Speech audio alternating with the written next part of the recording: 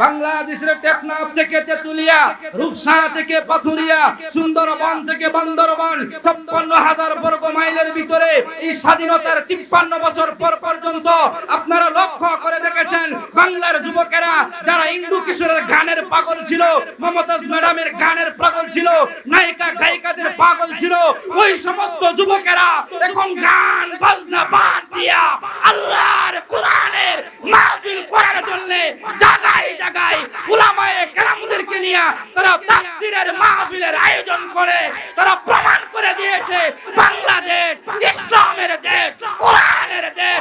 এই দেশ থেকে সবকিছু বাদ দেওয়া যাবে, ইসলামকে বাদ দেওয়া যাবে না, যাবে না, যাবে না। দেশ মুসলমানদের দেশ, কোরআনের দেশ। সকাল শুরু হয় আযানের ধ্বনিতে আল্লাহর নাম নিয়ে, সন্ধ্যা হয় আযানের ধ্বনিতে আল্লাহর নাম নিয়ে। আমার দেশের মুসলমানেরা আযানের ধ্বনি শুনে ঘর থেকে বাইরে হয় কাজে যাওয়ার জন্য। আমার দেশের মুসলমানেরা আযানের ধ্বনি শুনে রাতে ঘরে বাতি দেয়, রাতে ঘুমাবার জন্য যায়। ও মুসলমানেরা, যে দেশের আযানের ধ্বনিতে সকাল সন্ধ্যা হয় সে দেশের সব কিছু শেষ করা যেতে পারে, ধ্বংস করা যেতে পারে, ইসলামকে শেষ করা কারো পক্ষে সম্ভব না। সবকিছু বাদ দেওয়া যেতে পারে, ইসলামকে মাইনাস করা বাদ দেওয়া সম্ভব না।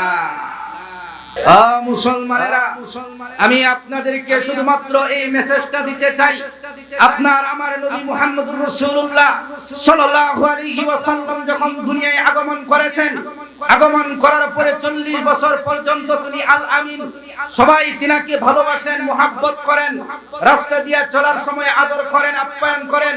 40 বছর পরে যখন নবুয়ত প্রাপ্ত হন, কোরআন যখন নাজিল হয়, কোরআন যখন নাজিল হওয়ার পরে দাওয়াতের কাজ যখন শুরু করেন, তখন আপন জনেরাই বলতে লাগলো মুহাম্মদ সত্যবাদী না, মুহাম্মদ জাদুকর, মুহাম্মদ প্রতারক, মুহাম্মদ ধর্ম থেকে বুদ্ধিনী বানায় দেয়, মুহাম্মদ আমাদের দুশমন, মুহাম্মদ পাগল, মুহাম্মদের কাছে কাউকে যাইতে দেওয়া হবে না। বলেন নাউজুবিল্লাহ।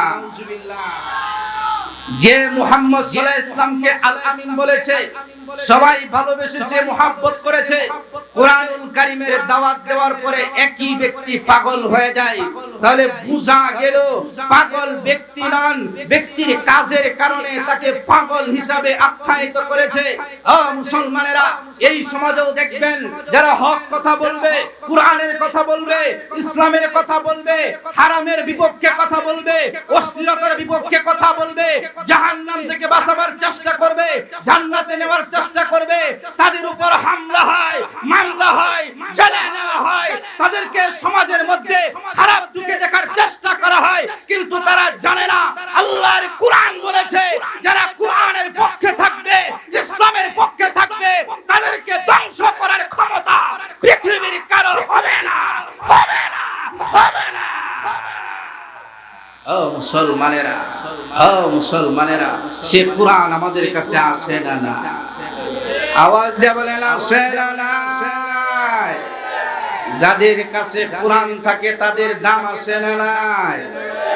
মুসলমান এই আওয়াজে নাস্তিক, মুরতাদ, ইসলাম বিদ্বেষীরা কখনো ভয় পাবে না। কষ্ট হচ্ছে আপনাদের, কিছুক্ষণ চলবে, চলবে কিছুক্ষণ। মুসলমান, শাহজালাল মুজাররদ ইয়ামুনি রাহমাতুল্লাহ আলাইহি যে সুরমা নদী পাড়ি দিয়ে এসেছিলেন, সেই সুরমা নদীর অপর প্রান্তে শাহজালাল রহমাতুল্লাহ আলাইহির মাজার। সেই শাহজালাল রহমাতুল্লাহ আলাইহির মাজারে একটি মাদ্রাসা আছে যেখানে আমি দীর্ঘদিন লেখাপড়া করেছি। সেই সুবাদে দেখতে পেয়েছি যে সুরমা নদী পাড়ি দিয়ে তিনি আগমন করেছিলেন, সেই সুরমা নদী এখনো আছে। সেই পানির উপর পাড়ি দিয়ে জায়নামাজ বিছিয়ে উপরে উঠে এমন আযানের ধ্বনি দিয়েছিলেন, রাজা গোবিন্দের বিল্ডিং সাথে সাথে ধসে পড়ে গিয়েছিল। আজ যদি মুসলমান তারা আসরের ধ্বনিতে পারে, আল্লাহু আকবারের ধ্বনিতে পারে, তার আওয়াজ যদি তুলতে পারে, পৃথিবীর কারো ক্ষমতা নাই, কোন নাস্তিকবাদীর ক্ষমতা নাই, ইসরায়েলের প্রধানমন্ত্রী বিনিয়ামিন নেতানিয়াহুর ক্ষমতা নাই, কোন ফিলিস্তিনের মুসলমানদের উপর আক্রমণ করে, গাজার মুসলমানদের উপর আক্রমণ করে, আরাকানের মুসলমানদের উপর আক্রমণ করে। ও মুসলমান, ওই দিন আর বেশি দূরে নয়, বাংলাদেশের মুসলমানদের উপর আক্রমণ করার জন্য ওরা উত পেতে আছে। কিন্তু বাংলাদেশের মুসলমানদের অভিভাবক উলামায়ে কেরাম রাজপথে গরম বক্তব্য দেওয়ার কারণে ওই সুকুনের বাচ্চারা, ইসরায়েলের দালালেরা বাংলার মুসলমানদের উপর আক্রমণ করার সাহস পায় না। জুড়ে বলেন ঠিক না বেঠি? ও মুসলমান, আমরা তো দেখতে পাই এই যুগে আপনি যদি একটা সমস্যার জন্য কোন ব্যক্তির কাছে যান সমাধান করার জন্য, সমাধান করবে এমন ভাবে যে সমাধান তো দূরের কথা, সমস্যা আরো বাড়তে থাকে। আসে না? না আসে না? ও ফুলবাড়িয়ার মুসলমান, আমি আপনাদের এলাকায় নতুন, আর কোনোদিন এই ফুলবাড়িয়াতে আমার আসা হয়। ময়মনসিংহ শহরে এসেছি, দাপুনিয়াতে এসেছি, রহমতপুর এসেছি, কেওয়াসখালী এসেছি, বড় মসজিদের দিকে এসেছি, মাসকান্দায় এসেছি, কিন্তু আপনাদের এখানে এই নতুন ফুলবাড়িয়ার জমিনে 14 তারিখ ফুলবাড়িয়া শহরে একটা প্রোগ্রাম আছে। 14 জানুয়ারি হেদায়েতুল্লাহ খান আজাদী আসবে, সোহাইব আশরাফি আসবে, আমি আসবে। এছাড়া আপনাদের ফুলবাড়িয়াতে আর কোনো প্রোগ্রাম নাই। আজকে যেহেতু এসেই গেছি, কিছু কথা হবে, চিকন চিকন কিছু কথা, গোপন গোপন কিছু কথা, হক কিছু কথা, তিতা লাগলেও করার কিছু নাই। দাওয়াত যদি না দেন আলহামদুলিল্লাহ ভালো, অসুবিধা নাই, আর কোনোদিন ফুলবাড়িয়াতে আসবো না। তবু হক কথা বলার দরকার আছে না? না আওয়াজ বলেন আছে না? না মুসলমান, বিপদ আপদ যখন মানুষের আসে, বিভিন্ন দিকে পেরেশানির সাথে যখন খুঁজাখুঁজি করতে আরেকজনের কাছে পরামর্শের জন্য যায়, বিচারকের কাছে যায়, বিচারক যদি বিচারকের যোগ্যতা সম্পন্ন না হয়, তাহলে কোনদিন সুষ্ঠু বিচার হতে পারে না। যে বিচারক যত বেশি জ্ঞানী হবে, যে মেম্বার যত বেশি জ্ঞানী হবে, যে চেয়ারম্যান যত বেশি জ্ঞানী হবে, যে এমপি যত বেশি জ্ঞানী হবে, যে মন্ত্রী যত বেশি জ্ঞানী হবে, মানবতাবাদী হবে, মানবতা বিরোধী হবে না, মানুষের পক্ষে কাজ করবে, শিক্ষিত হবে, জ্ঞানী হবে, মানুষের প্রতি সহনশীল হবে, তার দাম আছে না নাই? ও মুসলমান, আমি আপনাদের কাছে জানতে চাই, উলামায়ে কেরাম যেমন তামাশা পছন্দ করে না, ঠাট্টা পছন্দ করে না, এরকম ভাবে যারা উলামায়ে কেরামদেরকে নিয়ে ঠাট্টা করে, তামাশা করে, এরা সাধারণ কোনো মানুষ না, এরা হলো ওই যুগের ইহুদিদের মতো ব্যক্তি। আর একটু আস্তে বলো, একটু আস্তে। কষ্ট হচ্ছে আপনাদের? হ্যাঁ, যে সময় কষ্ট হবে বলবে। আর একজন লোক যদি উঠা বসা করেন, তা আমি ছেড়ে দেব, একজন উঠলে আমি ছেড়ে দেব, চলবে তো ইনশাআল্লাহ কিছুক্ষণ। আমাদের সমাজে আসে না? না আমাদের সমাজে তো এমন হয়েছে, পর্দা কি পর্দাই মনে করে, মনে করে যে পর্দা আবার কি, পর্দা শুধু দরজা জানালার জন্য। দরজা জানালার জন্য কি পর্দা? না, পর্দা একটা আল্লাহর ফরজ বিধান। মুসলমান, আজকে পর্দা না থাকার কারণে মেয়েদের পোশাক আশাকের অবস্থা এত সংকীর্ণ হয়েছে। আগে ছেলেরা গেঞ্জি পরতো, শার্ট পরিধান করত, হাফ প্যান্ট পরিধান করত, রাস্তাঘাটে ঢাকা শহরে এখন দেখা যায় ছেলেদের পোশাকগুলো মেয়েরা পরতে শুরু করছে। এই সমস্ত পোশাক পরিধান করে মেয়েরা যখন রাস্তাঘাটে চলার পরে আমার দেশের যুবকেরা যখন চোখ দিয়া তাকায়, তখন ওই সমস্ত যুবতীরা বলে এই ছেলের চরিত্র ঠিক নাই। ছেলের চরিত্র ঠিক নাই না, তার অঙ্গভঙ্গি ঠিক নাই। হ্যাঁ, তার আপনারা কি লক্ষ্য করে দেখছেন, আমাদের দেশের পুরুষরা বেশি লজ্জাশীল মহিলাদের থেকে। পুরুষরা লজ্জা পায়। কোন একটা পুরুষকে যদি আপনি বলেন ভাই সাহেব আপনার ফ্যানের চেনটা খোলা, সাথে সাথে সে লজ্জা রাস্তার সাইডে গিয়ে চলে যাবে। আর কোন মেয়েকে যদি বলেন ম্যাডাম আপনার উন্নাটা পড়ে গেছে, সে আর আপনার দিকে তাকায়া বলবে এই তোমার চোখ ঠিক রাখতে পারো না? বলবে কি বলবে না? দয়াল বাবা বন্ধ বাবা লাগে আমার ডর, দয়াল বাবা বন্ধ বাবা লাগে আমার ডর, ফেরেশতারা কুরজু মারবে কবরের ভিতর, ফেরেশতারা কুরজু মারবে কবরের ভিতর। কতক বাবা এমন গনি মুদ্দা বাবা লহিনা পানি করে খালি টানা টানি, করে খালি টানা টানি পর্দারি ভিতর। দয়াল বাবা বন্ধ বাবা লাগে আমার ডর, ফেরেশতারা কুরজু মারবে কবরের ভিতর। ও মুসলমান, এরকম ভণ্ড আমাদের সমাজে আছে না নাই? আওয়াজ বলেন আছে না নাই? কারণ আমাদের নিয়ত উদ্দেশ্য তো এমন, আল্লাহ ওয়ালা বুজুর্গদের সান্নিধ্য। এই যে একজন আল্লাহর ওলি বসে আছেন, পীর সাহেব বসে আছেন, আল্লামা মুস্তাকিম বিল্লাহ হামিদি সাহেবের খলিফা। আল্লাহ ওয়ালাদের সংস্পর্শে মুহূর্ত সময় থাকলে আল্লাহ পরিবর্তন বানায় দেয়। কেমন ভাবে পরিবর্তন বানায় দেয়? বড় পীর আব্দুল কাদের জিলানী রাহমাতুল্লাহ আলাইহির নাম আপনারা শুনছেন? শুনছেন না? বড় পীর আব্দুল কাদের জিলানী রাহমাতুল্লাহ আলাইহির কাছে এক ব্যক্তি গেছেন, গিয়া বলতেছেন, হযরত আমি আপনাকে কিছু হাদিয়া দিতে চাই। আব্দুল কাদের জিলানী রাহমাতুল্লাহ আলাইহি বললেন, আমি হাদিয়া নেই না, আমি হাদিয়া নেই না, কারণ দুনিয়াকে আমি পছন্দ করি না, দুনিয়া আমার কাছে ভালো লাগে না, দুনিয়ার কোনো কিছু আমি গ্রহণ করি না। খাদেমকে এমন সময় জিজ্ঞাসা করে, ও খাদেম, তুমি তো হুজুরের কাছাকাছি থাকো, হুজুরের খেদমত করো, পীর সাহেব এমন কি জিনিস পছন্দ করেন যা আমি পীর সাহেবকে দিলে গ্রহণ করবে?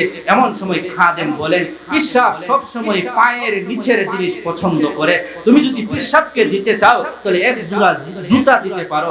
জুতা দেওয়া ছাড়া আমাদের পীর সাহেব আর কোনো কিছু হাদিয়া গ্রহণ করে, জুতা গ্রহণ করে। কারণ জুতা সবসময় পায়ের নিচে থাকে, আর যে জিনিস পায়ের নিচে থাকে এটা নিম্নমানের, রৌসুমান মানে অনেক দামি জুতা। তার মানে কি জুতার দাম বাড়বে? হ্যাঁ, না পায়ের নিচেই থাকবে? হ্যাঁ, কারো গলার মধ্যে যদি দামি দামি জুতা পরায় দেন তবু কি জুতার মালা, তবু কি? আর যদি 5 টাকা দামের ফুলের মালা পরায় দেন, এটার অনেক দাম, অনেক দাম। এই মুসলমান, তখন আব্দুল কাদের জিলানী রাহমাতুল্লাহ আলাইহিকে খুশি করার জন্য লোকটা চিন্তা ভাবনা করলো, আমি জুতা দিতে চাই, তবে সাধারণ কোনো জুতা না, এমন এক জোড়া জুতা দিব যা স্বর্ণ দিয়া বাদাই করিয়া তৈরি করব। স্বর্ণের জোড়া জুতা দিয়া আমি যদি পীর সাহেবকে দিতে পারি, মনে করেন ওই সময়কার যুগে এক জোড়া জুতা, 2টা জুতা স্বর্ণ দিয়া 20 লক্ষ টাকা খরচ করে তিনি বানায়া পীর সাহেবের জন্য হাদিয়া দিলেন।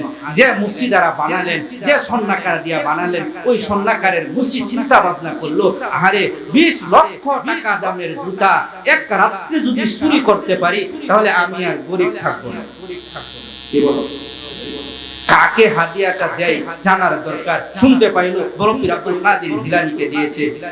বড় পীর আব্দুল কাদের জিলানীর কাছে যাব কিভাবে? যদি তার কাছে না যাই তাহলে এই জুতাগুলো তো চুরি করতে পারবো না। সিদ্ধান্ত নিল মুরিদ হয়ে যাব। যদি মুরিদ হয়ে যেতে পারি তাহলে মুরিদ হওয়ার সুবাদে তার কাছে থাকতে পারবো, তার কাছে বসতে পারবো। যদি থাকতে পারি, বসতে পারি, আস্তে আস্তে জুতাটা চুরি করে নিয়ে আমি বাঁকতে পারি। উদ্দেশ্য কি? ভালো হওয়া না চুরি করা? তার উদ্দেশ্য জুতা চুরি করা। এই স্বর্ণের জুতাগুলো যদি আমি চুরি করতে পারি তাহলে 20 লক্ষ টাকার আমি মালিক হয়ে যাব, কারণ সে জানে এই জুতাগুলো স্বর্ণ দ্বারা তৈরি। এজন্য মুসলমান আজও সমাজে দেখবেন কিছু কিছু মানুষ মসজিদের ভিতরে ঢুকার পরে দেখে কার জুতা ভালা, এটা পা দিয়ে নেওয়া জায়গা, দামি দামি জুতা মসজিদ থেকে চুরি হয়ে যায়। এরকম মুসলমান আছে না? এরা কি মসজিদে নামাজের জন্য ঢুকছে না উদ্দেশ্য জুতা চুরি? উদ্দেশ্য কি? জুতা চুরি। আব্দুল কাদের জিলানী রাহমাতুল্লাহি আলাইহি আব্দুল কাদের জিলানী রাহমাতুল্লাহি আলাইহি তখন সিদ্ধান্ত নিলেন, আমাকে যেহেতু জুতা দিয়েছে, জুতা দেওয়ার পর তার কাছে গেলেন মুরিদ হওয়ার জন্য। মুরিদ হওয়ার জন্য যখন গেছে তখন মুরিদ বানালেন। তার উদ্দেশ্য হলো জুতা চুরি করা, কিন্তু সকাল থেকে সন্ধ্যা সব সময় মানুষ থাকে, জুতা চুরি করব কিভাবে? তাই চিন্তা ভাবনা করলো, খাদেম তোমাদের পীর সাহেব কখন একাকী হয়, একাকী কখন থাকে, যখন একাকী থাকে তখন আমাকে বলিও, আমি নির্বিঘ্নে কিছু সময় দেখা করতে চাই। উদ্দেশ্য নির্বিঘ্নে দেখা করা না, উদ্দেশ্য হলো একাকী থাকা অবস্থায় জুতাটা চুরি করা। খাদেম বললেন, আমাদের পীর সাহেব রাত্রি যখন গভীর হয়ে যায়, দুনিয়ার মানুষ যখন ঘুমায় যায়, তখন তিনি আল্লাহর দরবারে ইবাদত করার জন্য দাঁড়ায় যায়। ও মুসলমান, গভীর রাত্রিতে যারা ইবাদতে কাটায় তাদের দাম আসে না? রাত ৩টার সময় সারা এলাকার মানুষ ঘুমায় থাকেন না? কিন্তু এই মাদ্রাসার হেফজখানার ছাত্ররা কি ঘুমায় থাকে না কোরআন পড়তে থাকে? কি পড়তে থাকে? কোরআন পড়তে থাকে না? সারা বাংলাদেশের সমস্ত মানুষ ঘুমা, কিন্তু বাংলাদেশের যত হিফজ বিভাগ আছে, হেফজখানা আছে, মাদ্রাসা আছে, তারা ৩টার সময় উঠে তাহাজ্জুদের নামাজ পড়ে আল্লাহর কোরআন পড়তে শুরু করে দেয়। এজন্য কয়েক বছর আগে আমি বলেছিলাম বাংলাদেশে 10-এর উপরে ভূমিকম্প হয়েছে, 10 স্কেলের উপরে ভূমিকম্প হয়েছে, কিন্তু ভূমিকম্পের দ্বারা কোনো ক্ষতি হয় নাই। গভীর রাত্রিতে ভূমিকম্প হয়েছে, মানুষ সকালবেলা সুন্দর সুস্থভাবে উঠেছে, একটা বিল্ডিং এরও ক্ষতি হয় নাই। কেন? যে সময়ে ভূমিকম্প হয়েছে সে সময়ে বাংলাদেশের লাখো লাখো ছাত্ররা আল্লাহর কোরআন পড়তেছিল। আল্লাহর কোরআন যারা সব সময় পড়ে তাদের দাম আছে না নাই? এরা আল্লাহর কোরআন পড়ে শেষ রাত্রিতে উঠে, এরা আল্লাহর কোরআন পড়ার কারণে আল্লাহর কাছে তাদের মর্যাদা। এরা দিনের বেলায় চলাফেরা করার কারণে রাস্তাঘাটে যদি একটু দুষ্টামি করে ফেলে তখন তাদের দোষ ধরা যাবে। আওয়াজ দিয়ে বলেন যাবে। কারণ তারা যে বয়সে নামাজ পড়া শুরু করছে, যে বয়সে কোরআন পড়ে, আপনি আমি সেই বয়সে তো ঘুম থেকে উঠি নাই। আমি তো সেই বয়সে, অনেক মানুষ আছে দেখবেন শুধু একটা বাচ্চা মাদ্রাসায় পড়ে একটু যদি দুষ্টামি করে, এমন করস কেন, এরকম বিচার দেয় কি দেয় না? হ্যাঁ, এই ছাত্র যে সারাদিন কোরআন শরীফ পড়লো, রাত্রিবেলা শেষ রাত্রে উঠলো, তার এই গুণটা আপনি দেখলেন না। সপ্তাহে একদিন একটা দুষ করে ফেললো, এই দুষ্টা আপনি দেখে মাদ্রাসার হুজুরের কাছে বিচার দেয়া দিলেন, তাহলে আপনি আল্লাহর কাছে জবাব দিতে হবে। কারণ সে কোরআন পড়ার কারণে তো গুনাহ মাফ হয়ে যাবে, আপনি তার দোষ বলার কারণে তো গুনাহটা মাফ করাতে পারবেন না। আব্দুল কাদের জিলানী রাহমাতুল্লাহি আলাইহি তখন রাত্রি বেলায় এমন সময় যখন গভীর রাত্রিতে সেজদায় পড়ে কাটাবার জন্য যখন দাঁড়িয়ে গেছেন, এমন সময় দেখা যায় সুর বেচারা পিছন দিক দিয়ে আস্তে আস্তে গেছে। উদ্দেশ্য হলো পিশাব যখন সাজদায় যাবে জুতা চুরি করে নিয়ে বাঁচবো, কিন্তু পিশাব যখন সেজদায় গিয়েছেন, পিশাবের সেজদা আর আমাদের সেজদা কি সমান না পার্থক্য আছে? পিশাব যখন সেজদায় যায় তখন মনে করে ওয়াসজুদু লিল্লাহি ওয়াহদাহু।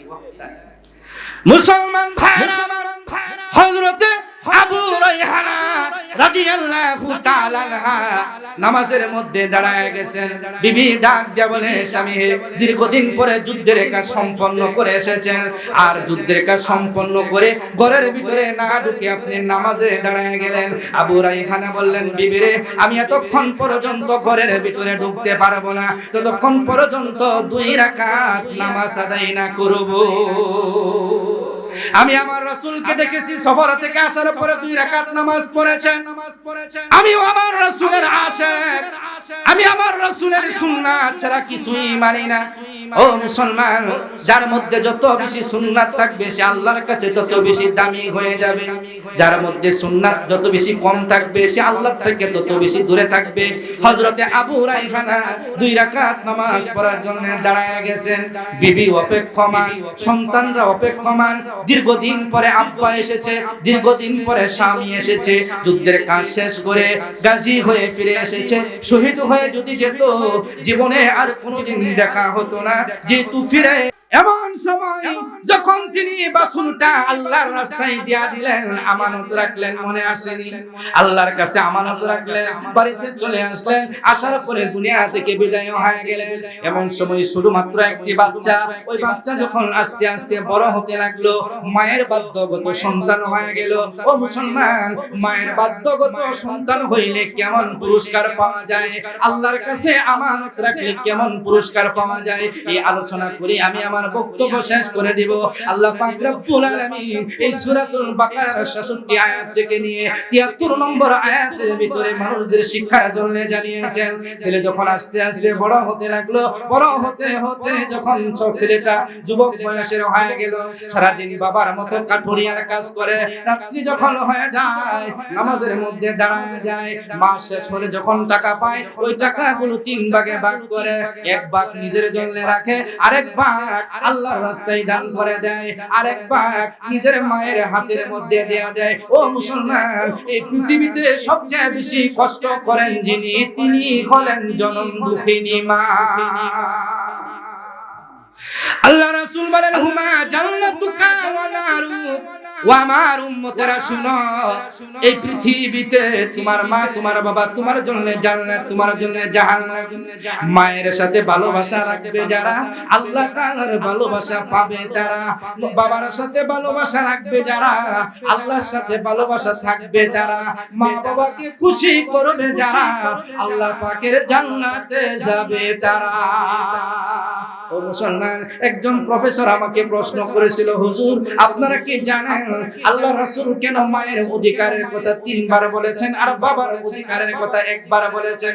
আমি বললাম স্যার কেমনে, কেন বলেছেন? তিনি বললেন আমরা মেডিকেল সায়েন্স গবেষণা করে দেখেছি, মা যখন সন্তান গর্ভধারণ করে পেটের মধ্যে রাখে তখন মায়ের সেই রেহামটা মাত্র 10 ইঞ্চি লম্বা থাকে আর সন্তানটা 17 ইঞ্চি লম্বা প্রসব করে। আমি বললাম 10 ইঞ্চি রেহামের মধ্যে 17 ইঞ্চি সন্তানটা কিভাবে মায়ের গর্ভের মধ্যে বড় হয়? প্রফেসর বললেন হুজুর যখন সন্তান মায়ের গর্ভে থাকে এমন সময় মায়ের ওই রেহামটা মাত্র 10 ইঞ্চি লম্বা, সন্তান যখন 11 ইঞ্চি লম্বা হয়ে যায় মায়ের রেহামটা আস্তে আস্তে 1 ইঞ্চি লম্বা হয়ে যায়, এমন সময় যখন আস্তে আস্তে 15 থেকে 17 ইঞ্চি লম্বা হয়ে যায় তখন সন্তান যখন মায়ের গর্ভে পেটের ভিতরে 17 ইঞ্চি লম্বা হয় তখন রেহাম আর কলিজা একসাথে লাগানো থাকে। 17 ইঞ্চি হওয়ার কারণে কলিজাটা আর স্বাভাবিক জায়গায় থাকে না, ওই কলিজা আস্তে আস্তে উপরের দিকে উঠে যায়। যখন উপরের দিকে উঠে যায় তখন মা স্বাভাবিকভাবে চলাফেরা করতে পারে না, খাওয়া দাওয়া করতে পারে না, ঘুমাইতে পারে না। ও মুসলমান, প্রত্যেকটা সন্তান এই দুনিয়াতে আসার আগে আগে মাকে 4000 বার আঘাত দিয়েছে। এমন কোন সন্তান নাই যে মাকে 4000 বার আঘাত দেয় নাই। এই 4000 বার আঘাত মাকে গর্ভকালীন সময়ে দিয়েছে, প্রসব হওয়ার সময় 3টা আঘাত দিয়েছে। এমন এমন আঘাত দিয়েছে, এমন আঘাত যদি কোনো মাকে না দিয়া যদি বাবাকে দেয়া হতো পৃথিবীর কোনো বাবা এই দুনিয়াতে বাঁচতে পারতো না। ভাইরা আমার মাকে কেমন ভাবে আঘাত দেন? আমি বললাম স্যার 17 ইঞ্চি সন্তান মায়ের 10 ইঞ্চি রেহামের ভিতরে কেমন ভাবে থাকে? প্রফেসর বললেন হুজুর সন্তান যখন আস্তে আস্তে বড় হইতে থাকে কলিজাটা উপরের দিকে উঠতে থাকে, সন্তান যখন প্রসব হওয়ার সময় ঘনিয়ে আসে তখন কলিজাটা একেবারে দমদমের কাছে চলে যায়, গলার কাছে চলে যায়, তখন মা চলাফেরা করতে পারে না, শান্তভাবে খাইতে পারে না, কথা বলতে পারে না। এইজন্য বাজান দেখবেন মায়েরা যখন সন্তান জন্ম দেওয়ার সময় হয়ে যায় তখন শাশুড়ির কাছ থেকে মাপ চায়, শ্বশুরের কাছ থেকে মাপ চায়, জালের কাছ থেকে মাপ চায়, বোনের কাছ থেকে মাপ চায়, স্বামীর কাছ থেকে মাপ চায়। প্রাণের স্বামী সন্তান জন্ম দিতে যাইয়া যদি দুনিয়া থেকে বিদায় হয়ে যায়, জানি না কত কষ্ট তোমাকে দিয়েছে রে স্বামী, জীবনের মতো ক্ষমা করে দিও। শাশুড়ির কাছে মাপ চাই, ও শাশুড়ি মা সন্তান জন্ম দিতে যাইয়া যদি দুনিয়া থেকে বিদায় হয়ে যায় মাগো আমাকে আপনি ক্ষমা করে দিয়েন। সবার কাছে মাপ চাই, কারণ জানে এমন একটা মুহূর্ত অবস্থায় আমি যাব সেখান থেকে বাঁচবো কি বাঁচবো না কোনো গ্যারান্টি না। ও মুসলমান, এমন কষ্ট মাকে আমরা দিছি কি দিছি না? মায়ের বাধ্য হওয়ার দরকার আছে না নাই? ও মুসলমান, এই জন্য ওই যুবক মায়ের বাধ্যগত সন্তান লম্বা করলাম না, লম্বা করলে সময় লম্বা হয়ে যাবে, আপনাদের ধৈর্য কুলাবে না। আপনাদের কষ্ট হচ্ছে নাকি? কষ্ট হচ্ছে? এমন সময় যুবক বলতেছে মা আমি আমার সম্পদটাকে 3 ভাগে ভাগ করি, 1 ভাগ নিজের জন্য রেখে দে, আরেক ভাই আল্লাহর রাস্তায় দান করে দে, আরেক ভাই মা তোমার হাতের মধ্যে দিয়ে দে, তুমি তোমার ইচ্ছা মতো খরচ করবা। এলাকার যুবকদেরকে বলবো যুবক সারাদিন কাজ করার পরে তোমার টাকাগুলো মায়ের হাতে দিবে, বাবার হাতে দিবে, মা খুশি হইয়া তোমার জন্য দোয়া করবে, বাবা খুশি হইয়া তোমার জন্য দোয়া করবে, তোমার ভাগ্য খুলে যাবে, জীবন পরিবর্তন হয়ে যাবে। পৃথিবীর কোনো ওলি যদি দোয়া করে দোয়া কবুল হতে পারে না হতে পারে, কিন্তু মা বাবা দোয়া করলে 100% আল্লাহর দরবারে কবুল হয়ে যায়। ভাইরা আমার, এই জন্য ওই যুবক সারাদিন কাঠুরিয়ার কাজকর্ম করার কারণে মা বলতেছে, বাবা এত কষ্ট করে রুজি রোজগার করার দরকার নাই, তোমার বাবা আমি তোর আগে একটা বাছুর আল্লাহর কাছে আমানত রেখে গিয়েছিল, ও বাবা ওই আমানতটা তুমি যদি এনে নিতে পারো তাহলে তোমার আর কষ্ট করতে হবে না, সেই বাছুরটা বিক্রি করে তুমি চলতে পারবা, ব্যবসা করতে পারবা। এমন সময় নিজের সন্তানকে জানায় দেয়, ও সন্তান জঙ্গলের কাছে যাইয়া ইব্রাহিমের আল্লাহ বলিয়া, ইয়াকুবের আল্লাহ বলে, ইসহাকের আল্লাহ বলে, ইউসুফের আল্লাহ বলে যদি ডাক দিতে পারো, জঙ্গলের ভিতর থেকে মহান আল্লাহ সেই বাবার রেখে যাওয়া আমানত বাছুরটা তোমার কাছে ফিরাইয়া দিবে। চিল্লায়া বলা যাবে কি আল্লাহু আকবার, আওয়াজ দাও আল্লাহু আকবার, আল্লাহু আকবার।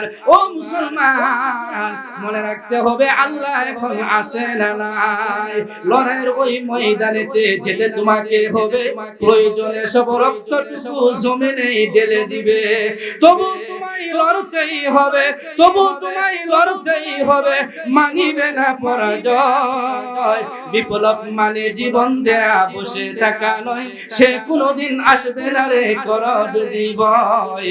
বিপ্লব মানে জীবন দেওয়া বসে থাকা নয়, সে কোনোদিন আসবে না রে কর যদি ভয়। ভয় পাইলে বিপ্লব আসবে, আসবে, বিজয় আসবে। এমন সময় যুবক জঙ্গলের ভিতরে গেলেন, জঙ্গলের ভিতরে যাইয়া বলে, ইব্রাহিমের আল্লাহ, ইয়াকুবের আল্লাহ, ইসহাকের আল্লাহ, আমার বাবার রেখে যাওয়া বাছুরটা আমি নিতে আসছি। এই কথা বলার সাথে সাথে তাকায় দেখে গভীর জঙ্গলের ভিতর থেকে মহান আল্লাহ সেই হলুদ রঙের বাছুরটা মধ্যম বয়সের বানায়া বাচ্চার সামনে এনে হাজির করেছে।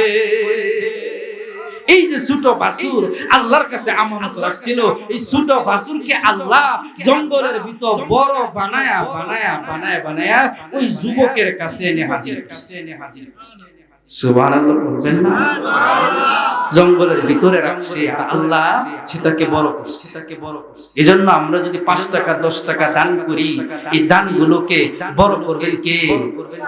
এমন সময় যুবক সামনে যখন আসছে বাছুর, বাছুর এসে মানুষের ভাষায় কথা বলে, ডাক দিয়ে বলে, আল্লাহর বান্দা আমাকে ডাকলা আসার জন্য, আমি আসলাম তোমার কাছে, আমার কাঁধে উঠো। এমন সময় যুবক বলে, না, মা বলেছে কাঁধে উঠা যাবে না, মা বলেছে তোমার কানে ধরে ধরে বাড়িতে নিয়ে যাওয়ার জন্য। এমন সময় বাছুর গাবি বলতেছে, আল্লাহর বান্দা যুবক, তুমি যদি তোমার মায়ের কথা অমান্য করে আমার কাঁধের মধ্যে উঠতে, তাহলে কখনো আমি তোমার বাধ্যগত থাকতাম না। এই যুবক, তুমি তোমার মায়ের কথা মেনে বাধ্যগত হওয়ার কারণে শুধু আমি গাবি না, এই পাহাড়গুলোকে যদি হুকুম করো, সমস্ত পাহাড়গুলি তোমার সাথে হাঁটতে হাঁটতে তোমার বাড়িতে চলে যাবে। আওয়াজ দিয়ে বলেন না সুবহানাল্লাহ।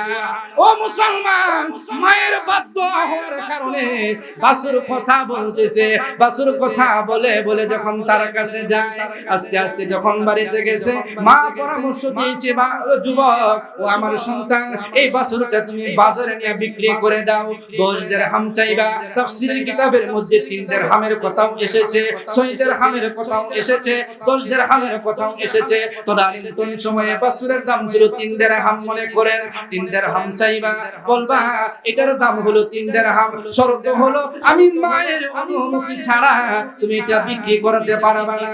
ভাইরা আমার, এই বাছুরটা যখন বাজারে নিয়ে গেলেন, বাজারে নিয়ে যাওয়ার পরে রাস্তার মধ্যে সবুজ পাগড়ি পরিহিত একজন বৃদ্ধ মানুষ ডাক দিয়া বলে, ও আল্লাহর বান্দা, এই গাবিটা আমি ক্রয় করতে চাই, আমার কাছে বিক্রি করবানি? যুবক বলল, হ্যাঁ, 3 দিরহাম দিব। 3 দিরহাম দিবেন নি? এমন সময় ওই পরিচিত ব্যক্তি, আল্লাহর পক্ষ থেকে আসা মুরব্বী ব্যক্তিটা, সুরত হিসাবে মুরব্বী ব্যক্তিটা ডাক দিয়া বলে, এটা বিক্রি করবা 3 দিরহাম নয়, আমি তোমাকে 6 দিরহাম দিতে চাই বা 10 দিরহাম দিতে চাই, তুমি আমার কাছে বিক্রি করে দাও। সন্তান ডাক দিয়া বলে, না, মা বলেছে মায়ের অনুমতি ছাড়া বিক্রি করা যাবে না। মায়ের অনুমতি ছাড়া বিক্রি করা যাবে না। ওই ব্যক্তিটা বলতেছে তোমার মায়ের কাছ থেকে অনুমতি নিয়ে আমি বসে থাকার সময় নাই, আমি বড় ব্যস্ত মানুষ। সন্তান ডাক দিয়ে বলে আল্লাহর বান্দা আমার মায়ের অনুমতি ছাড়া আমার এই গাভী কখনো আমি বিক্রি করব না। যুবক যখন বাড়িতে চলে আসছে মাকে ঘটনা বলল। মা বললেন আগামীকাল বাজারে নিয়ে যাবে, বলবে 20 দিরহাম দেওয়ার জন্য। ওই ব্যক্তিটা আবার রাস্তার মধ্যে দাঁড়ায় আছে, 40 দিরহামের কথা বললেন। ছেলে বলল না, মা বলেছে যাইয়া জানার জন্য, মায়ের কাছ থেকে অনুমতি নেওয়ার জন্য। আবার বাড়িতে চলে আসলেন মায়ের অনুমতি নেওয়ার জন্য। মা বুঝতে পেরেছে এটা সাধারণ কোনো গাভী না, এই গাভীর মধ্যে মহান আল্লাহ বরকতের ব্যবস্থা করে দিয়েছে। মা এমন সময় বলতেছে সন্তান এটা বাজারে নেওয়ার পরে রাস্তার মধ্যে যদি ওই বৃদ্ধ লোকটাকে পাও বলবা চাচা এটার দাম কত আমাদের জানা নাই। চাচাই যেন এই দামটার কথা বলে দেয়, কারণ তোর বাবা থাকলে বাজারে বিক্রি করতো, আমি মহিলা মানুষ, গরু গাভীর দাম কেমন বাজারে আমার জানা নাই। আর তুমিও তো জানো না, কোনদিন গাভী বিক্রি করা নাই, গরু ছাগল বিক্রি করা নাই, তোমার তো দাম জানা নাই। ওই চাচাকে বলবা এটার দাম কেমন সেটাই সে যেন বলে যায়। এমন সময় যুবক আবার যখন বাজারে নিয়ে যায়, রাস্তার মধ্যে লোকটা দাঁড়ায় আছে। ওই লোকটা ডাক দিয়ে বলে আল্লাহর বান্দা যুবক আবার কি আসছো বিক্রি করার জন্য? বলে হ্যাঁ, কত বিক্রি করতে চাও? এমন সময় যুবক বলতেছে আল্লাহর বান্দা মা বলেছে আপনি একটা দাম নির্ধারণ করে দেওয়ার জন্য, কারণ আমার বাবা নাই, বাবা যদি থাকতো এই গাভী নিয়ে বাবা বাজারে আসতো। আমার মা দাম জানে না, আমি নিজেও দাম সম্পর্কে জান নাই, জ্ঞান নাই, জানা নাই, আপনি দামটা নির্ধারণ করে দেন। এমন সময় অপরিচিত ব্যক্তি ডাক দিয়ে বলে হ্যাঁ যুবক আমি দুনিয়ার কোনো মানুষ না, আমি হলাম আল্লাহর পক্ষ থেকে প্রেরিত ফেরেশতা। আল্লাহ আমাকে তোমাদের উপকার করার জন্য পাঠিয়েছে। আল্লাহ জানিয়ে দিয়েছে তুমি যে তোমার মায়ের বাধ্যগত সন্তান, এজন্য তোমার উপকার যেন আমি জিবরাইল ফেরেশতা সর্বদাই করি। আওয়াজ দিয়া বলেন না সুবহানাল্লাহ। ভাই আমার বলতেছিলাম যুবক এমন সময় বলতেছে ও আল্লাহর বান্দা আপনি যদি রহমতের ফেরেশতা হয়ে থাকেন জিবরাইল বলে দেন আমি কিভাবে বিক্রি করব, কত টাকা বিক্রি করব। এমন সময় জিবরাইল বলতেছে যুবক এটা সাধারণ কোনো গাভী না, এই গাভী কেনার জন্য 6 জন ব্যক্তি আসতেছে তাদের হত্যাকাণ্ডের ঘটনা জানার জন্য। এই 6 জন ব্যক্তি আসার পরে এই গাভী ক্রয় করতে চাইবে। এই গাভী যখন ক্রয় করার জন্য বলবে তখন দাম চাইবে। এই গাভীটা জবে করার পরে চামড়াটা জমিনে বিছানোর উপরে, এই চামড়ার উপরে স্বর্ণ এত পরিমাণ দিতে হবে, এই গাভীর ওজন যত পরিমাণ হয় এত পরিমাণ স্বর্ণ দিতে হবে। এই গাভীর ওজন পরিমাণ স্বর্ণ দিলে এই গাভী তুমি বিক্রি করবে, নতুবা বিক্রি করবে না। ভাইরা আমার তারা 6 জন আসতে লাগলেন। আসার পরে তালাশ করতে লাগলেন মুসা কালিমুল্লাহর বর্ণিত গাভী এই বাড়িতে পাওয়া যায়। যুবকের কাছে গেলেন, গাভী মধ্যম বয়সের দেখা যায়, হলুদ বর্ণের দেখা যায়, পছন্দ হয়েছে, দাম কত চাও? বলল এটার দাম হলো জবে করার পরে এই চামড়ার মধ্যে স্বর্ণ দিয়ে মোড়ানোর পরে এই গাভীর ওজন যে পরিমাণ হবে এই ওজন পরিমাণ স্বর্ণ দিতে হবে। তারা বললেন আমরা রাজি আছি, অসুবিধা নাই, তবু আমাদের এই আমেলকে কে হত্যা করেছে আমাদের জানার প্রয়োজন। আমাদের এই ধনাঢ্য ব্যক্তিকে কে হত্যা করেছে আমাদের জানার প্রয়োজন। ও মুসলমান গভীর মনোযোগ দিয়ে শুনেন আমার আল্লাহ কি করতে পারেন।